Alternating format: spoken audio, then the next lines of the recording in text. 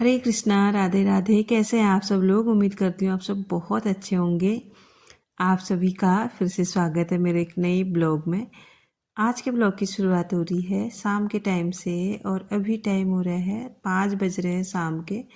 कोहरा अभी और आ गया है, थोड़ा सा दिन में धूप आई थी, इसलिए जो कपड़े कल और आज के धुले थे उनको डाल दिया था धूप में। लेकिन कुछ खास फ़ायदा हुआ नहीं, ये दोबारा से गीले हो गए हैं क्योंकि जिस टाइम पे इनको उठाना था मैं चले गई थी मार्केट और ये रह गए ऐसे ही। तो हल्की सी ना नमी सी इनमें फिर से आ गई है, तो अभी अंदर ले जाके ना वहीं पे इनको फैलाना पड़ेगा, तब जाके सही होंगे। और अब बारी है मेरे कान्हा जी को भोग लगाने की। तो अभी शाम का टाइम है, मैं पीऊँगी चाय, तो उनके लिए मैं बना रही हूँ यहाँ पे दूध का भोग। बस दूध थोड़ा सा गर्म करके गुड़ के साथ दूध दे देना है और सबसे पहले मुझे निकाल लेनी है मलाई।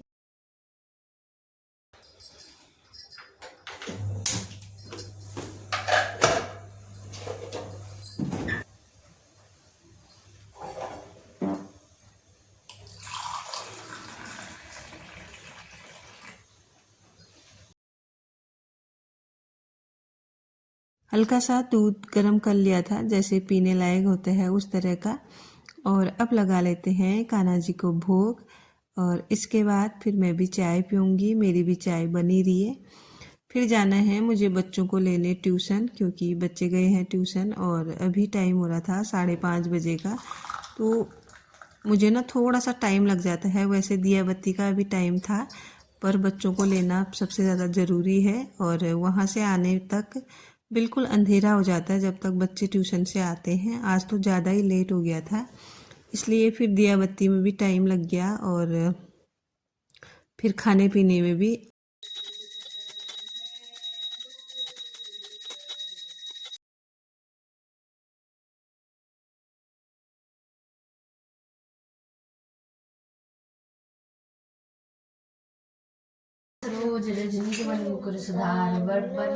मेरी तो दिया बत्ती हो गई है और अब मैं बाहर दिया जला के आऊँगी और छत में। तो बच्चों को भी बिठा दिया है मंदिर में, वो भी थोड़ी देर पूजा करेंगे, जो हनुमान चालीसा वगैरह होती है वो पढ़ेंगे और उसके बाद फिर वो भी पढ़ाई के लिए बैठेंगे। बच्चों को भी ना ये चीज़ें सिखानी बहुत ज़्यादा ज़रूरी है, नहीं तो बच्चे ना इस तरफ जा ही नहीं पाते हैं, अलग अलग चीज़ों में ही लग जाते हैं। तो यहाँ पे बाहर पे मैंने दिया जला लिया है और अब बारी है छत में जाने की। तो छत में भी फटाफट से मैं दिया जला के आ गई हूँ अंदर। और अंदर आके ना सबसे पहले मैं गई किचन में। किचन में जाने के बाद आरुष को लगी थी भूख जोरों की। पूर्वी ने तो दूध पी लिया था अपने हाथ से, लेकिन आरुष को भूख लगी थी तो वो भी कुछ मांग रहा था। तो आरुष को दे दिया है दूध गर्म करके और अभी भी ना मैं थोड़ा सा बाहर की चीज़ें अवॉइड कर रही हूँ, घर में कुछ भी नहीं ला रही हूँ, खाने वाली चीज़ें जो होती हैं। तो इसके बाद मैं लेके आई थी थोड़ी बहुत सब्जी, ज़्यादा तो नहीं, थोड़े से फ्रूट और थोड़ी सब्जी, क्योंकि सब्जी घर में थी और हम लोगों की इतनी सब्जी लगती भी नहीं है, थोड़ी बहुत सब्जी से हो जाता है। और आज मैं लेके आई हूँ किन्नू और थोड़े से अनार भी लेके आई थी। बस मूली, गाजर और थोड़े आलू, बाकी तो सब कुछ था ही। तो यहाँ पे सबसे पहले इनको धो लेते हैं, धोने के बाद इनको रखते हैं साइड में, क्योंकि जो स्लैब है ना वो बहुत मैसी लगता है, अगर चीज़ें इसमें बिखरी पड़ी रहती है ना जहाँ तहाँ, तो काम भी नहीं हो पाता किचन में। मेरे से तो बिल्कुल ही नहीं हो पाता, मुझे बिल्कुल क्लीन किचन चाहिए काम करने के लिए भी। ये ना हैबिट ही हो गई है मेरी एक तरह से मानो तो। और अगर किचन में ना कुछ बर्तन इधर कुछ बर्तन वहाँ पड़े होंगे ना, मुझे बिल्कुल भी अच्छा नहीं लगता और काम करने में भी मन नहीं लगता। इसीलिए ना मैं बार बार किचन को बहुत अच्छे तरीके से समेट के रखती हूँ। तो यहाँ पे सारी क्लीनिंग हो गई है, धुल गई हैं सब्जियाँ और फल, और यहाँ पे मैंने साफ भी कर लिया है। अब बारी है जो दोपहर के बर्तन धुले थे उनको सेट करने की। जो चीज़ जहाँ थी मैंने वहीं रख दी दोबारा से, और अब बारी है सब्जी कट करने की। तो बर्तन तो मैंने अच्छे से सेट कर ही लिए थे, बस अब सब्जी बनानी है और उसके बाद फिर मुझे बैठना है बच्चों के साथ।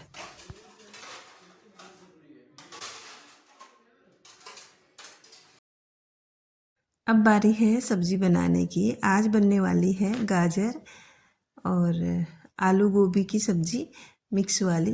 तो ये सब्ज़ी आज बहुत टाइम के बाद मैं बना रही हूँ। कम से कम हो गया होगा इसको न खाए हुए 1 महीना। 1 महीने पहले खाई थी शायद। आजकल ज़्यादातर आलू गोभी की ही सब्ज़ी चलती है, लेकिन हम लोग पता नहीं क्या ही खा रहे थे 1 महीने से। इस बीच में ना कुछ अलग अलग ही बन रहा था हमारे घर में सब्जी वगैरह, कभी दाल कभी कुछ और सब्जी। तो इसी चक्कर में ना ये खा नहीं पाए। वैसे जो गोभी है ना ये बहुत टाइम पहले की है, कम से कम ये पिछले हफ्ते की होगी। पिछले हफ्ते से आज ये यूज में आई है। तो यहाँ पे फटाफट से कट कर लेते हैं आलू, जो कि मैंने पील कर लिए हैं। गाजर भी मैंने ना हल्का सा पील किया है, क्योंकि ज़्यादा उसको छिलने में ना वो जो गाजर है ना वो सारी निकल जा रही है। उसमें कुछ लगा था नहीं और जड़ें भी नहीं थी, बिल्कुल साफ़ सुथरी सी थी। तो यहाँ पे फटाफट से कट कर लेते हैं सब्जी। और सब्जी कट करने के बाद तुरंत मैंने इसको धो के डाल दिया था पकने को, क्योंकि फिर ना फटाफट बच्चों को भी फ़ोन चाहिए होता है, इसीलिए ना मैं थोड़ा जल्दी कर रही हूँ, क्योंकि बच्चों का काम आता है फ़ोन में, उसी से होमवर्क वगैरह करते हैं। सब्जियाँ कट के रेडी हो चुकी हैं पकने के लिए। बस आज मैंने प्याज नहीं डाला है, क्योंकि कान्हा जी के लिए भी भोग बनाऊंगी मैं, इसलिए प्याज नहीं डाला है। तो सब्ज़ी डल गई है, आधी पक भी चुकी है। बारी है आटा गूंदने की। तो फटाफट से मैंने यहाँ पे आटा छान लिया है। और जो ये आटा है ना वो घर का आटा है, घर के गेहूँ का मतलब। तो इसमें ना बहुत ज़्यादा चोकर निकल रहा था। तो यहाँ पे फटाफट से आटा भी लगा लेते हैं, फिर चलते हैं बच्चों के पास। बच्चे कब से बैठे हैं और मैंने उनको एक बार भी नहीं देखा अभी जाके। मुझे लगा पहले मैं किचन से फ्री हो जाऊँ थोड़ी देर के लिए, फिर जाके मैं बच्चों के साथ बैठूँगी एकदम ठीक ठाक तरीके से, ताकि उनको भी ना लगे कि मम्मी इधर उधर भाग रही है। तो यहाँ पे आटा लग गया है, सब्ज़ी भी बन गई है। इनको रख देते हैं यहाँ पे ढक के, और उसके बाद लास्ट में बनाएंगे रोटी। जब ना बच्चे पढ़ लेंगे उसके बाद रोटी बनाऊंगी मैं। यहाँ वाला रूम ना एकदम इतना फैला था, आप देख सकते हैं कितना अजीब सा लग रहा है ना। फैली हुई चीज़ें बहुत बेकार सी मुझे दिखाई देती हैं। तो मेरे से ना वेट नहीं हो रहा था। पहले ना मैंने इसको छोड़ दिया था कि मैं लास्ट में इसको सही करूँगी, लेकिन वही है ना, आंखों के सामने अगर इस तरह का कुछ दिख जाता है ना, फिर वेट ही नहीं होता है मेरे से। तो मैंने फटाफट से ना सब कुछ साइड किया। सबसे पहले यहाँ के जो कपड़े हैं उनको सेट किया, जो जहाँ का था वहाँ रखे सामान, और इसको बिल्कुल बेड को साफ कर लिया था।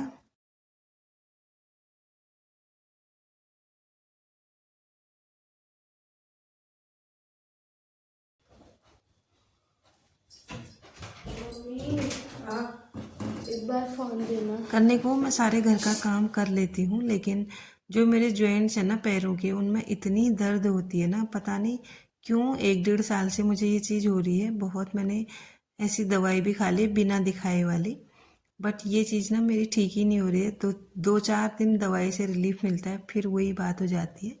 तो अभी भी ना जैसे मैं यहाँ पे बैठी, बहुत तेज़ दर्द हुई मेरे पैर में। तो अब बैठती हूँ मैं बच्चों के साथ। और आरुष को भेजा है मैंने कपड़े पहनने के लिए। जब से ट्यूशन से आया है ना, उसने सारे कपड़े ही उतार दिए। बोल रहा है कि मुझे गर्मी लग रही है। तो मैंने कहा कैप तो पहन ले, कैप के लिए उसको भेजा है। और आप कमेंट करके बताना आज का ब्लॉग आपको कैसा लगा। और इसको अब यहीं पे क्लोज करती हूँ। मिलती हूँ आपको नेक्स्ट ब्लॉग के साथ। तब तक के लिए bye bye everyone. Thanks for watching. Radhe Radhe. और अगर चैनल पे नए हैं तो चैनल को सब्सक्राइब जरूर से कीजिएगा। Bye bye.